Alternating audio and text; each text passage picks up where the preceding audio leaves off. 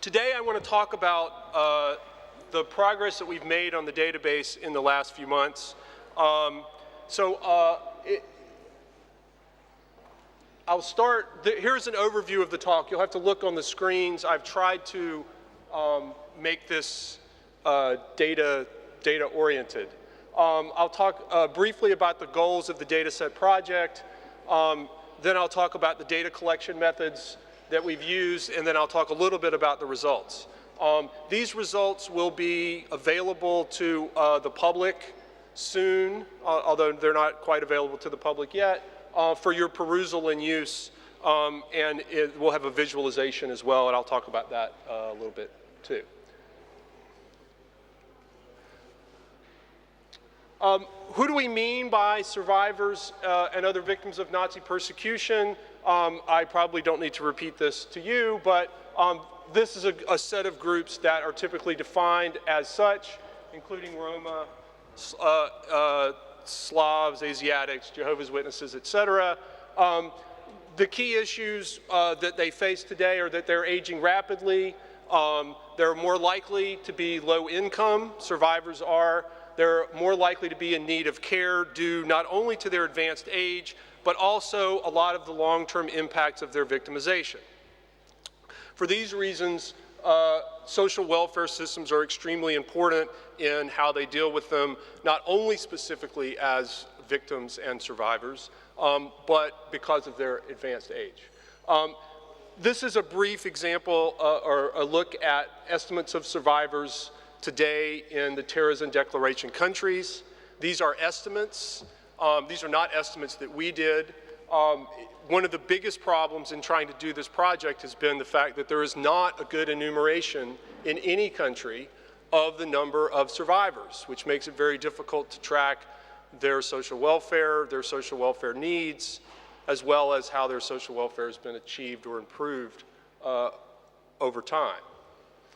There are two graphs here. The vast majority of survivors and victims reside in 4 or 5 countries. Israel, of course, the United States, Russia, France, and the Ukraine, with larger populations in countries like Germany, the UK, and France.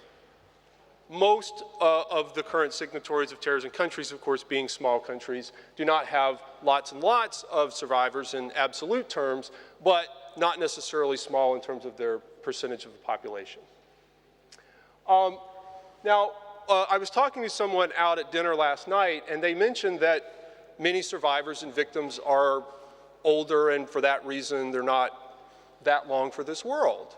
But that's not true. If you actually look at the estimates of how much longer survivors and victims and people who reach their 80s, and the average survivor now is about 80, depending on the country. They're at least 70 years old, given the end of the war, right? The life expectancy of an 80-year-old in different Terezin countries, and you can't read them, but in France, the life expectancy for an 80-year-old is about 9 years, right? So that's the average. Many survivors and others who reach the age of 80 will live for longer than that. Even in countries where life expectancy is relatively low in general, someone reaching the age of 80, say in Russia or Bulgaria, that's at the bottom of the slide, I know you can't read the countries, is expected to live on average 6 or 7 years. So living victims have significant life expectancy left, and when we think about their later years, it's important to remember that we're talking about, in most cases, considerable periods of time for some of them. Survivors have lower incomes. Most victims and survivors are female. Their lower participation rate of females in general historically has meant that women are much more likely to have below average public pensions. So that if they rely on the public pension system, as many people do in retirement, women are much more likely to be living on a lower pension. Those who are disabled, male or female, as pensioners, are more likely to have lower pensions as a result of the fact that if their victimization resulted in them not being able to have a full working life or limited their ability to earn income, they'll have fewer pension rights associated with them when they were in retirement than others, normal, ordinary people who did not have those problems experienced. Another problem that leads to lower incomes among survivors is that price indexation of pensions, the way that pensions are currently indexed, primarily in the West, generates higher poverty rates over time. If you're a long-time recipient of a public pension that is price indexed, you will in fact have a lower relative standard of living after 10 years than if you started. Your purchasing power will not be reduced, but compared to what the average salary of a person in work makes, which is how many countries define relative standard of living and relative poverty, they will have increasing poverty rates. This is an example of what I'm talking about. I took an individual at age 65 who retired in 2015 at 65% of their wage. And that is assumed to be the replacement rate at which a person retired at all of these other ages, or at 65 in all of these other years. In 2015, a person who'd been retired for 1 year, right, in 2015 would be age 66. And if they had retired on what was 65% of the average worker's earnings in that year, their actual income replacement rate would only be 64% of what workers earned in 2015. That's because wages tend to rise faster than prices. Now, if you happen to have retired in 2008 in a country with price index pensions, and this is an average, by the way, for European Union countries. I took the aggregate change in the EU 28 available. You actually have a slightly higher standard of living today, but that's because of a big recession and a financial crisis in which wages fell on average and still haven't completely recovered. But that is a very unusual and all of us hope not only short-lived but not soon to recur event. You can see that in the period before 2008, which was a period of reasonable growth in wages and the economy in the EU, a person who is 83 today, who retired at age 65, on 65% of the average worker's wage, today has an earnings only about 57% of what the average worker would make. Right? That's a fall of approximately 8-10 points. If this were a normal period without a Great Recession, it would be at least 10 points of income that would have been lost.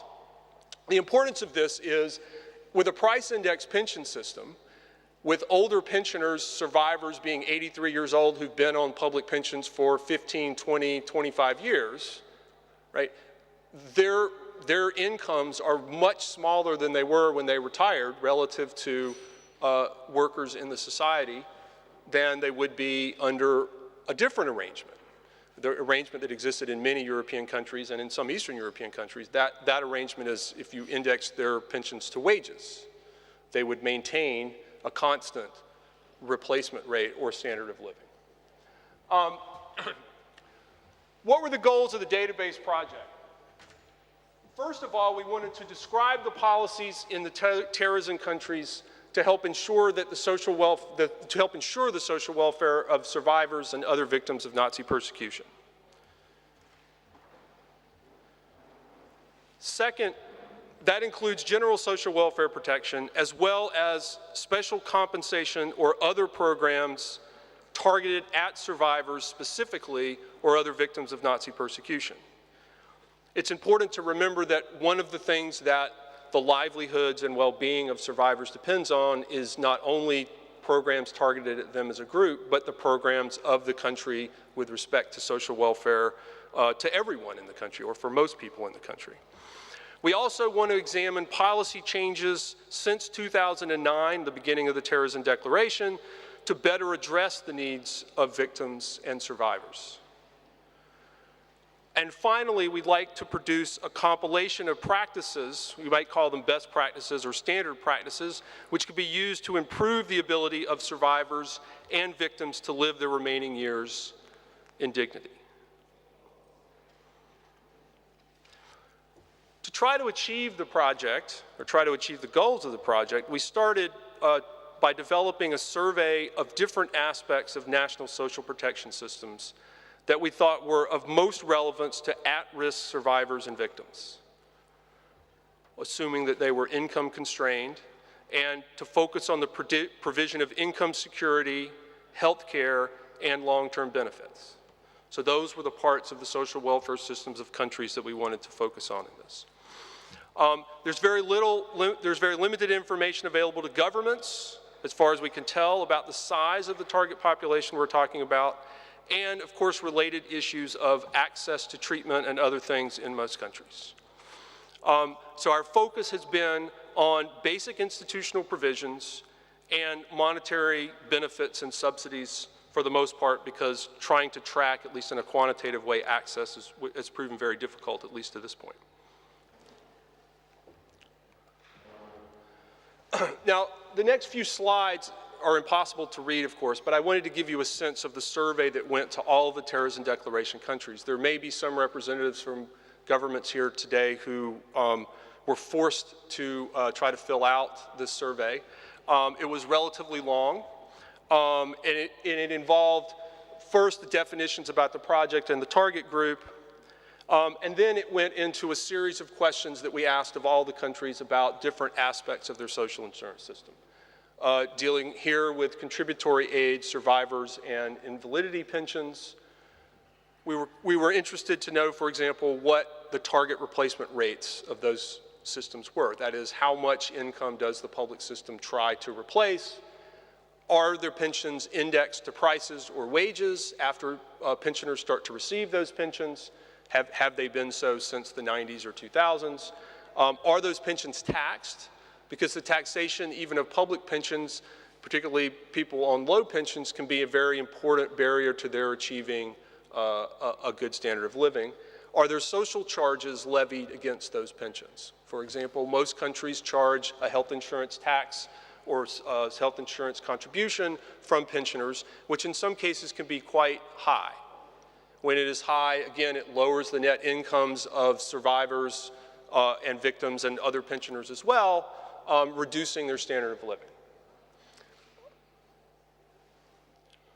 We also asked, because so many pensioners we believe would be on social assistance type pensions, or at least as they get older starting to qualify for those. And by social assistance pensions we mean means-tested pensions, as opposed to ones that they earn based on labor market performance and previous contributions. So we wanted to know how generous different countries were in the provision of that sort of social welfare. We asked about maximum benefits. We asked whether there was, in fact, in a system. Not every country has a non-contributory old age pension. Many use the general social assistance system to cover needy elderly. We asked also about the nature of the means testing in those programs. For example, is pension income used to determine whether social assistance should be forthcoming? What kind of assets are used? What kind of assets tests are used in determining access to social assistance pensions? And whether, for example, one's home is considered an asset for the purposes of determining what kind of assets individuals have. By and large, to summarize what's in most countries, virtually no country uses the value of the home, at least up to a reasonable value. So people live in their homes and it doesn't count. We asked about what was required, we asked about what it took to qualify for a pension or how long you had to live in the country. So was there a residency or a citizen requirement, and how long did one have to live in the country for that? The section on special pension benefits for survivors, we asked each country to name the number of programs or to list the number of programs that they had that were specifically targeted at victims of Nazi persecution or Holocaust survivors, to provide the name and date of legislation, as well as whether there was a financial need determination made, what kinds of benefits were forthcoming, maximum, whether it varied or something like that, whether those benefits were taxable, and how often those benefits were paid. We also asked countries to give us estimates of the number of survivors, both who were treated as slave labor and who were treated as forced labor. And we additionally asked whether there were any special considerations given to those groups. For example, one that frequently recurred in the answers, or somewhat frequently recurred in the answers, was that survivors were treated in some respects like war veterans in terms of qualifying for the types of benefits that war veterans might get, such as reduced health charges or that sort of thing. Although in few countries are they technically considered war veterans.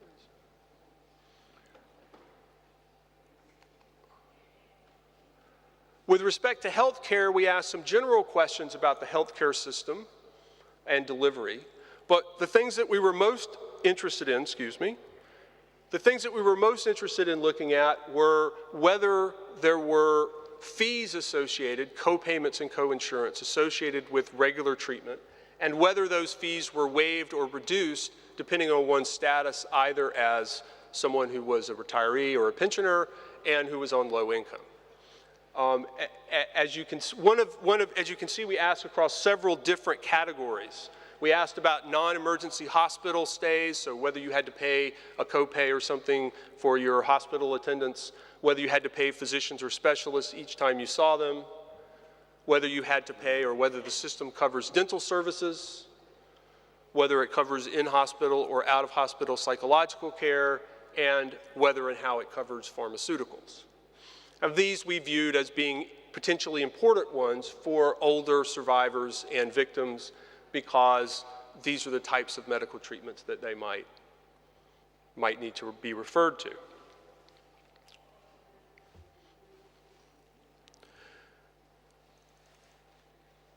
We also asked about medical aids. Again, another significant cost in the health care of elderly long-term pensioners is they have many medical devices that they may be forced to buy. Hearing aids, eyeglasses, that sort of thing. And again, these are things that when people are on low incomes or limited pensions, they're not always exempted in all countries from having to make these payments for medical devices. So we asked about medical devices, what kind of copays were required, and whether, again, there were reductions in those copays or charges for low-income people. Now, if you're not a person who filled out one of these surveys for us or were asked to, you might now see why they weren't always happy with us for asking so many detailed questions about the health system. We also asked a series of questions about the long-term care system. What kind of provisions existed for long-term care, what kinds of things were covered, because we know that one issue that is a priority for relief for victims and survivors is that they receive as much care in the home for as long as possible. Now, this is becoming a trend for retirees everywhere in America and Europe. People have started to recognize that not only do older people like staying in their homes as long as possible, but that it is often cheaper to keep them in their homes as long as possible rather than having them under 24-hour care in hospital or some kind of other type of institution. In addition to asking about whether these sorts of things were covered, we asked in some ways about how people were assessed for these benefits. Whether there was means testing or there was ability to pay type of assessments, whether there was an integrated assessment that looked at a person's financial situation as well as their medical situation, or whether those were done via separate tracks. Some countries have those sorts of integrated assessments of need and care, others do not. So that's a basic overview of the questionnaire. There were some other questions that I didn't get to, but I would be happy to share with anyone who wants to see the survey. We can put that online. What were some of the results? Well, before I get to results, I want to show not every country has participated so far, or at least they've not contributed a survey. Most countries have, and you can see here that there are a few countries that either completed the survey somewhat nominally, let's say, or who haven't completed yet or we haven't heard from yet. The good news is that some of the countries who are on the list as of the May 22nd have actually turned in a survey, which is good for us because we have that data to compare to other countries. Right? Completing the survey is very important for us because it allows us to put your country into the survey and allows us not to rely on what we rely on if we don't have country answers. We rely on answers that we find in the research literature, and those are sometimes wrong, or at least not up to date.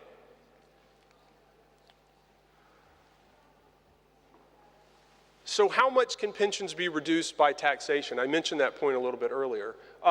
Pensions can be reduced considerably by being subject to taxation or social charges. This is a graph, again, it's not important to read the countries specifically, that shows the different level of social charges that are levied against pensions. This is not tax, this is not income tax rates, it's social contribution rates. The highest is the Netherlands, which is about 18%, right? Countries like the United States, although not widely reported, all American pensioners get Medicare, but it is not free. And in fact, for a typical person who gets a typical Social Security check from the federal government in the United States, they end up having to pay about 11% of that to the government to pay for the health care insurance that they receive. Other countries have sort of declining rates. Germany and France are sort of next in line there. Many of the countries, as you can see at the end here, whoops, I was trying to point, many of the countries have no charges. Right? In fact, I think it's roughly most countries, somewhere right around half, do not have charges to pensioners. Right? This is an important thing to take into consideration when you think about what the generosity of a pension is. If we're taking 20% off the top for health insurance, that pension ends up purchasing a lot less for a victim or a survivor than if they are not paying those charges. The indexation issue, which I covered a little bit, pensions are typically indexed on either a price index or on a wage index or on some mix of the two. That is half prices and half wage base.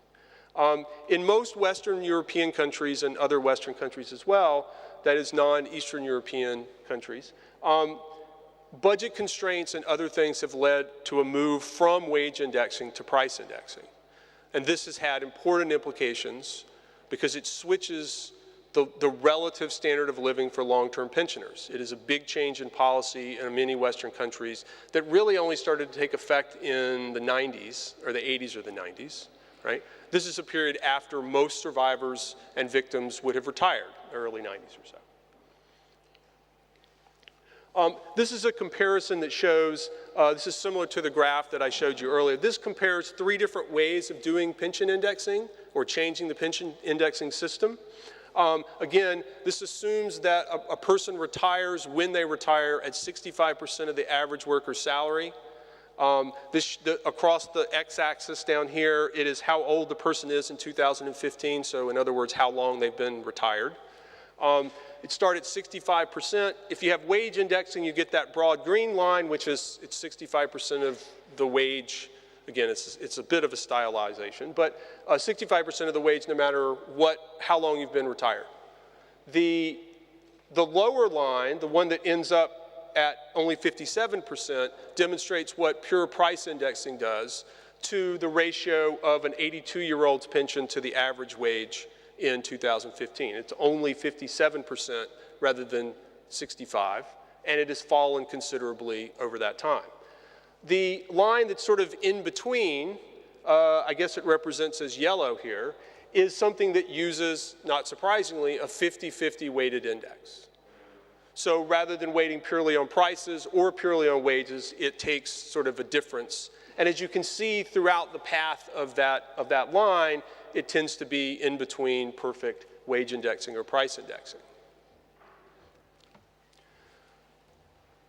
This graph shows, or figure shows, something about the adequacy of social pensions. Many older, as we said, many older and especially older female pensioners who are retiring in the 90s rely on non-contributory pensions. And these pensions have very, very low replacement rates. One way to think about a replacement rate is a replacement rate below 0.4 or 0.5 is a below poverty replacement rate. So the pension pays someone who gets it, below poverty, at below poverty rates. What this demonstrates is that on the x-axis is the average income in the country. The replacement rate increases with average income. Perhaps that's surprising to you, perhaps it isn't surprising. So down here we have Macedonia, Albania, and Poland. Out here we have Ireland, the United States, Denmark, way over here Luxembourg. So as you can see, right, as countries get richer in per capita income, they tend to have more generous social assistance pensions. And not just in, remember, this is not just in absolute dollars, but in terms of relative to a typical worker. The blue lines here are just a slightly different way of representing those pension replacement rates, the dark lines. Okay.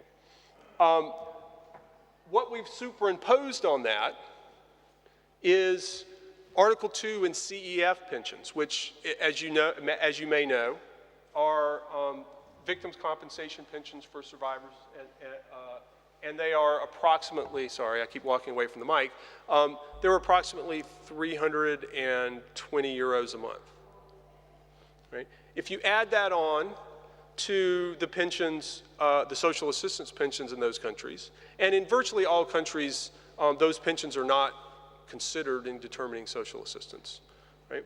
You see that you get a sort of different result, right? In some of the poorest countries, those Article 2 and or CEF pensions are raise the replacement rate and income levels and standard of well-being for victims and survivors a fair amount. In the richer countries, which tend to be concentrated out here, right, the relative value of those pensions is pretty low. In fact, it's often lower than the social assistance pensions that are on offer in those countries. There are a few exceptions.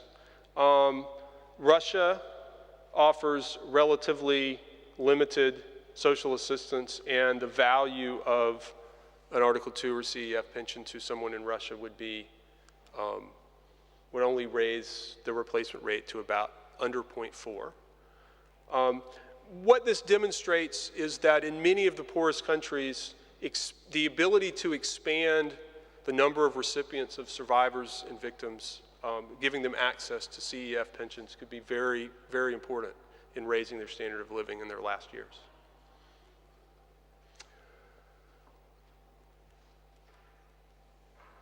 If this graph is the lines and the dots that you can't see here. If we take these numbers, that is the ones that come from adding the dark line and the light line for each country, and we plot them against income per capita, so I'm essentially doing this graph including both the value of a CEF pension, and I realize that I'm not trying to suggest that every person who might lay claim to being a survivor or a victim would be eligible for an Article 2 or CEF. But you can see that it would dramatically change the association between the adequacy of pension replacement and income, right? Pensions would rise a lot relative to the average wage in poorer countries, and they wouldn't be affected so much in the richer countries. And we get what we would think of as probably a more normal expectation about how much income a basic income should replace, right? Should be more in a poor country because the absolute standard doesn't change just because you move countries. Healthcare. So for pensioners, all countries have either a social assistance or a social insurance or a universal system for pensions. Almost all provide in-kind provision for most healthcare services. There are a few that are almost exclusively reimbursement systems. Right? Even the United States provides a social insurance system called Medicare for retirees. It's the rest of us who've just gotten access to something approaching social insurance healthcare system. If we take the United States as an example of health for retirees and its health system, not that it's necessarily typical of what goes on in Europe, but it might be instructive because most people don't know, or at least most Europeans don't know a lot of the detail, is there's basically three parts to the system. There is a hospitalization program in which there's no premium charged to anyone. There is an equipment doctor's mental health called Part B, which does require that you actually pay for some of the insurance, and the insurance is a flat rate. So it doesn't matter what your pension is, or whether you're low income or not, unless you're very, very low income, you pay the same flat pension. It's about $104 a month. And then recently there's a pharmaceutical benefit that's associated with that. Now, one of the striking things about the American system is that there are absolutely no out-of-pocket limits, meaning that the insurance system does not guarantee that you don't have to pay hundreds of thousands of dollars even for retirees because of this lack of limits. Most people get some kind of supplementary coverage that covers some of that, but that adds an additional cost to a retiree's, essentially a retiree's social contributions or social costs. One of the big differences, if there are not many differences in the basic type of healthcare structure that countries have, there are very big differences in the amount of out-of-pocket expenditure that the healthcare systems have. Right? And this is probably the best way to tell about what kinds of suffering, at-risk, low-income people survive, particularly those with lots of medical issues, the older and more health issues you have, is probably a really good indicator, because this indicates how much it's likely that you're going to have to pay for services in the end. Right? And this doesn't necessarily correlate very well at all with the type of system that you have. The United States, for example, actually people pay only about 11% out of pocket. Right? And in the United States, that may sound outrageous, but that's because most people have health insurance, even people who aren't over 65. And so your insurance company, your private insurance company is picking up the tab for that. On the other hand, if we look down at some countries like Russia, right, the estimate is that almost half of Russian health spending, this is not just health spending by survivors, but it's through the whole system, is out of pocket, meaning that whatever the nominal insurance system is, it doesn't necessarily, people are having to spend a lot of money on their own, a lot of their own money to get health coverage. And the WHO and others have pointed out that these sorts of out-of-pocket expenditures are extremely regressive. They affect those who are the neediest and the most in need of health care probably the most. And they're likely to undermine the health, or further undermine the health of those with low incomes, because it means that people can't necessarily get the care that they need. Some other things that we found are with respect to the amount of co-payments or co-insurance that people have to pay, which can be quite expensive, even in some countries that have low out-of-pocket spending. This shows you the ratio of, or this is the number of euros, I'm sorry. These are the number of euros that it costs for co-insurance or co-pays for a day in the hospital. Actually, this is to see a doctor. The one on the left is to see a doctor. The one on the right is for a daily hospital stay. So in Sweden, for example, it costs about 1.5 euros. Actually, I think that's 1.5 times, 1.5 euros a day to see a general practitioner. The copay for daily hospital stays in Ireland is something like 8 or 9 euros a day. If we look at the coverage of things like medical aids, we found a lot of discrepancies as well. So one relatively important one for older seniors, and it often is one that comes up for survivors because of what happens to their teeth, which is partly a result of what they experienced in concentration camps, and the long-term effects of that, even if they didn't have short-term effects. So coverage of something like dentures or dental care is often something that's relatively expensive for seniors. And you can see that this is a color-coded map of how dentures are covered. So you have the orange here is that there's not coverage in general for dental care. The yellow is that it's covered with a copay. The green shows that it's covered but with a greatly or somewhat reduced copay for retirees. And the blue shows that it's fully covered. Now again, this doesn't necessarily mean that there's always access or there aren't queues. It just shows the system rules. This shows you a map of coverage for eyeglasses. Sorry, I need to, there we go. Again, the color codings are the same. Orange is that it's not covered under the health insurance system. Yellow that it's covered with a copay, down to blue, which is that it's fully covered by the health insurance system. Our findings for long-term care.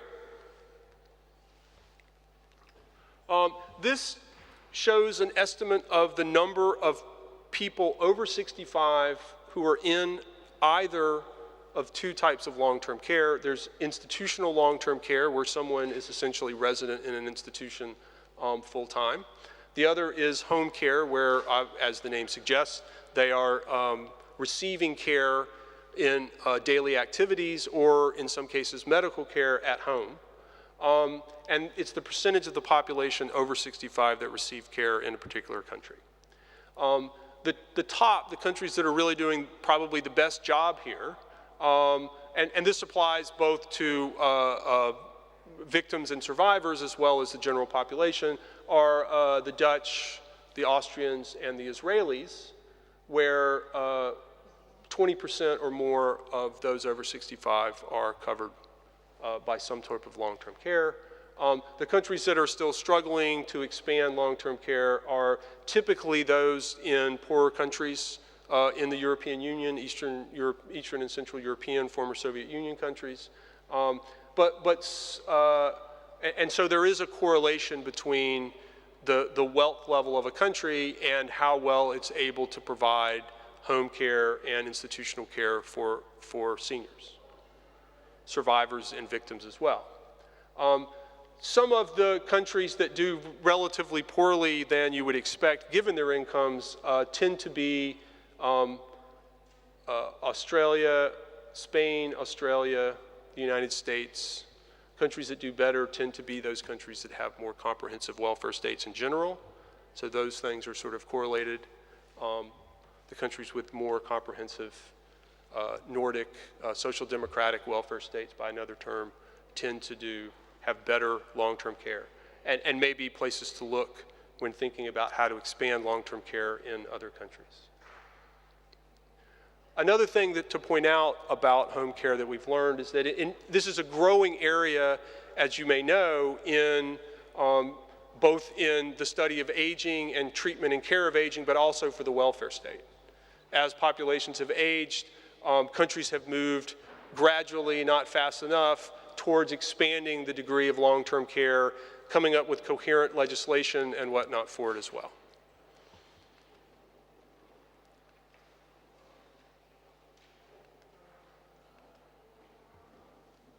With respect to the special programs for survivors and other victims, several countries that provide national benefits. This is a list of countries that report at least one program that is specifically targeted to victims and survivors. And this excludes international payments from Article 2 or from the previous post-war German funds or from the CEF fund.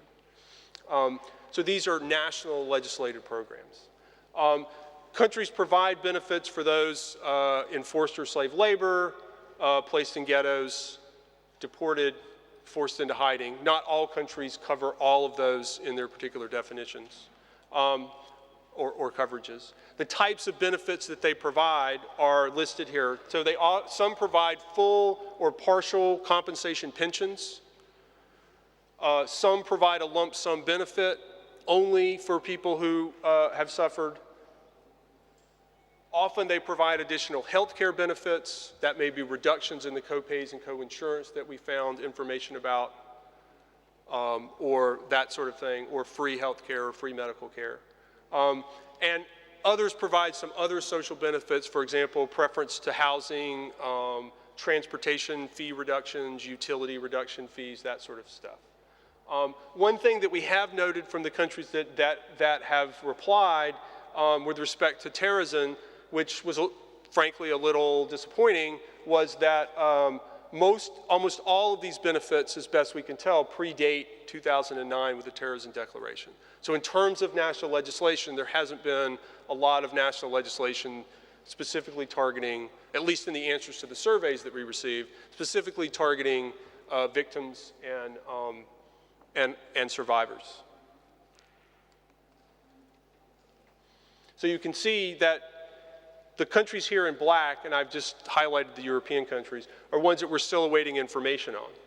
The countries in green are countries that report at least one program targeting victims or survivors.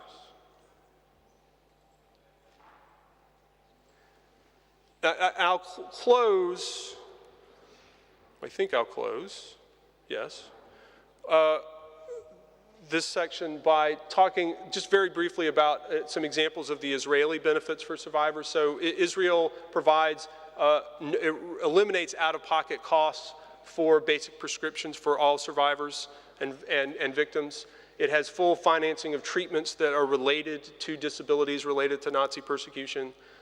It provides discounts annually for medical aids and medical devices for survivors. And it provides relief in paying the utilities and, to some degree, local taxes, and I believe that's just for low-income survivors. It provides annual convalescence, and it provides supplements to Article 2 CEF pensions of approximately 150 euros a month. Now,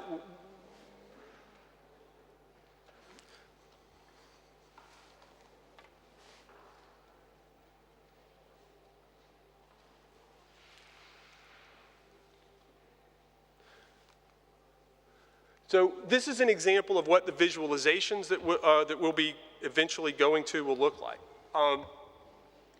So what we'll have is we'll have a website that you can go to, and you can put in a different theme or a different specific question under that theme. For example, this is a map that's produced by the question of whether the regular pension system taxes benefits or not for social care, and how, I'm sorry, this is about how they're indexed.